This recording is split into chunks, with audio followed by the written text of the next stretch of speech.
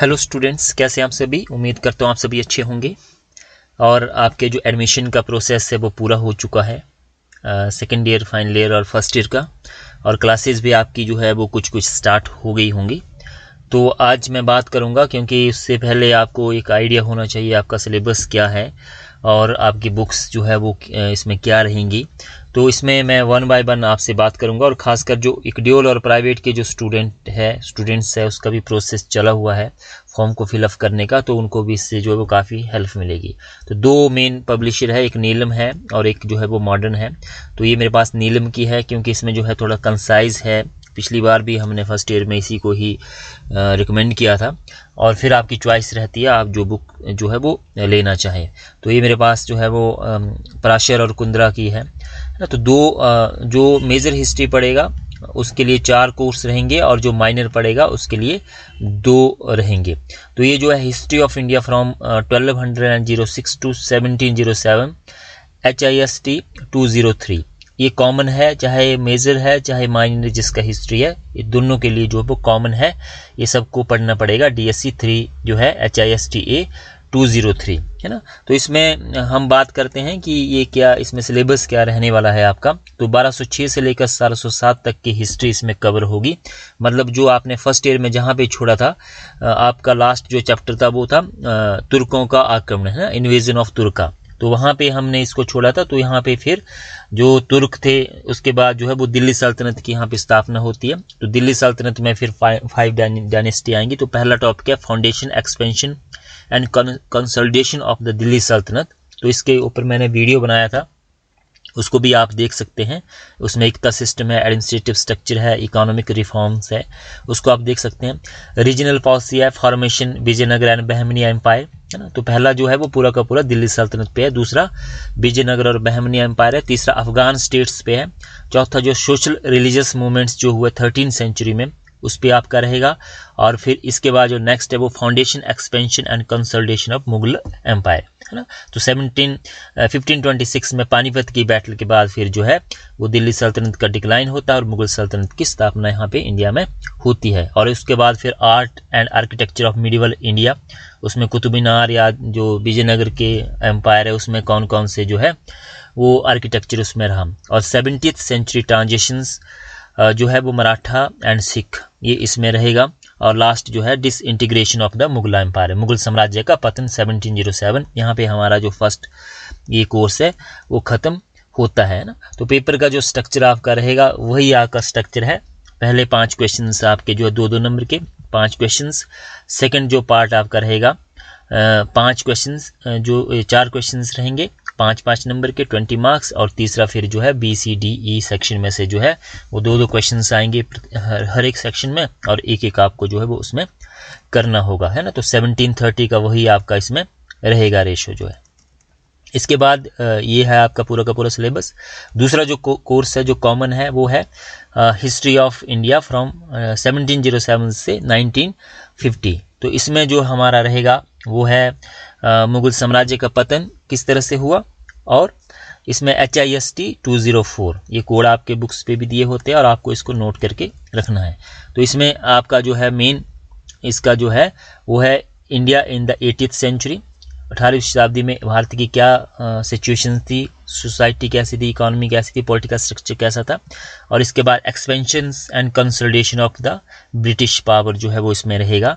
उसमें अलग अलग जो है आपके जो बंगाल को एनेक्सेशन करना हो, या मैसूर को कैप्चर करना हो, या मराठा के साथ वॉर हो, और फिर लैंड रेवेन्यू सेटलमेंट इसमें रहेंगे, जिसमें कि स्थायी बंदोबस्त है, सहायक संधि है ना, या जो है आपके अलग अलग जो मेजर्स रहे इसमें, लैंड रहित बाड़ी है, महलवाड़ी सिस्टम है, परमानेंट सेटलमेंट है, ये सारे के सारे इसमें रहेंगे। फिर इसमें पॉपुलर अनरेस्ट जो है 1857 का रिवोल्ट रहेगा। और उसके बाद फिर आपका जो है सेकंड पार्ट जो है 1858 से लेकर 1947 तक का, उसमें आपका जो है नेशनल मूवमेंट पूरा का पूरा रहेगा, जिसमें foundation of Indian National Congress, moderate and extremist आ गए, रेवोल्यूशनरी आ गए, और महात्मा गांधीयन मूवमेंट इसमें रहेगा। और growth of the communal politics जो है, जिसमें कि पार्टीशन ऑफ इंडिया होता है, और इंडिपेंडेंस एंड इंडियन कॉन्स्टिट्यूशन जो है वो इसमें रहेगा, भारतीय संविधान। तो 2 पार्ट में हम इसको डिवाइड करते हैं। उसमें 1857 से 1858 और 1858 से 1950 तक जो है, टिल जो अब हमारा कॉन्स्टिट्यूशन बनता है तो वहाँ तक हमारा ये रहेगा। इसके बाद जो है पैटर्न वही है फिर आपके, इसका आप यहाँ पे देख सकते हैं जो क्वेश्चंस हैं। इसके बाद जो अब ये हो गए 2 कोर्स हमारे कॉमन हो गए, जो कि दोनों पढ़ेंगे, ठीक है, चाहे वो मेजर है चाहे वो माइनर है। अब दूसरा जो हमारा कोर्स है वो है SCC का, जिसमें इसमें आपने गलत नहीं भरना है। कई बार बच्चे जो है वो गलत जो है वो ऑप्ट कर देते हैं जब आप ऑनलाइन एग्जामिनेशन फॉर्म भरते हैं। तो हम जो करवा रहे हैं वो है हिस्टोरिकल टूरिज्म। इसका जो है वो आई थिंक इसकी नीलम की ही बुक आती है इस पर, तो ये आपके पास इसमें कोई चॉइस नहीं रहेगी, यही आपको लेनी पड़ेगी। VA सेकेंड ईयर HISTA 213 है ना। तो ये भी है पराशर और कुंद्रा की।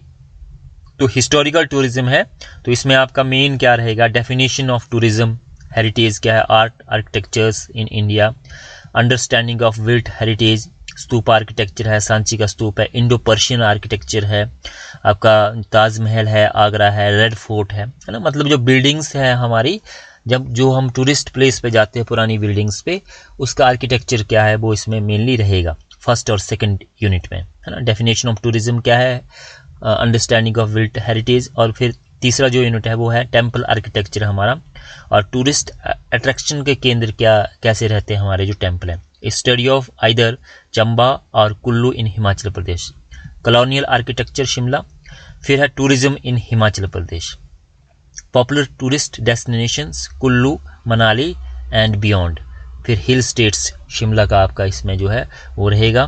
तो ये आपका हो गया हिस्टोरिकल टूरिज्म HIST आपका 213, HISTA 213 जो है इसका कोड है। तो ये हो गया हमारा पैटर्न, वही रहेगा एग्जाम का। ये भी आपके दिया हुआ है यहाँ पे कंटेंट्स में, आप देख सकते हैं। और इसके बाद जो है वो काफ़ी इंपॉर्टेंट है पार्ट आपका, एन इंट्रोडक्शन टू आर्कियोलॉजी। ये है HISTA 215, SCC थर्ड है ये।